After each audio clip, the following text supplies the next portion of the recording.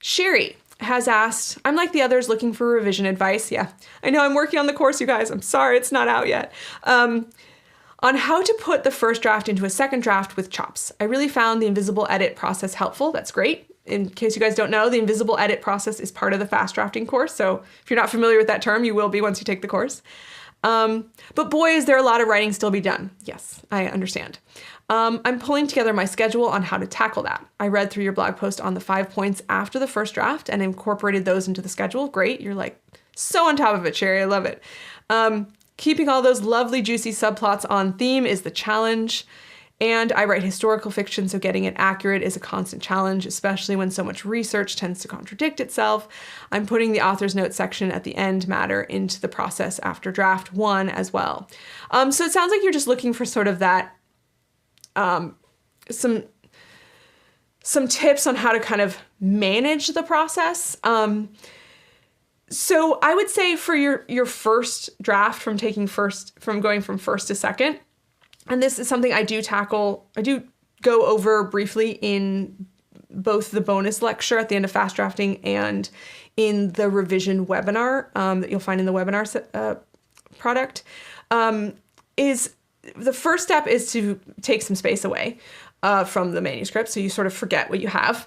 And then the second step is to do basically a hands-off read-through where you're not actually editing anything, you're only taking notes. And what I do recommend doing, especially if you've done a fast draft and it's feeling very messy and it's feeling like you have a lot of work to do, is to just start bullet pointing out what you do have.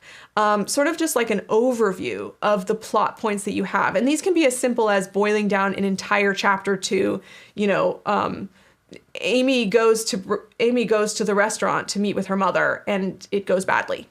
Like it could be one sentence like that. So basically just boiling down what you do have into these digestible, quick snapshots. And then what that will allow you to do is it'll allow you to go back to the plotting methods that you like, Save the Cat, and figure out where do those plot points need to go and how do I need to rearrange and what's missing to connect these things together. So I think just getting that high level look at what you have will really help you manage the process of what needs to be done for the next draft. And maybe the second draft doesn't have a ton of research yet. Maybe it's just rearranging everything and getting things into the right order. Or maybe you do need to do that research in order to figure out what that order is, which is fine too. But I like to kind of do that high level move around thing first. I call it the story level draft, where you're just sort of nailing down the structure, because it's really hard to do all these other nitty gritty details and polish things up and make everything shiny when you still don't know where things go. So I always recommend doing that kind of larger, higher level story edit first. If you enjoyed this video, we've got a lot more on writingmastery.com. Check the description for links to our blog, free writing tools, and more. Happy writing.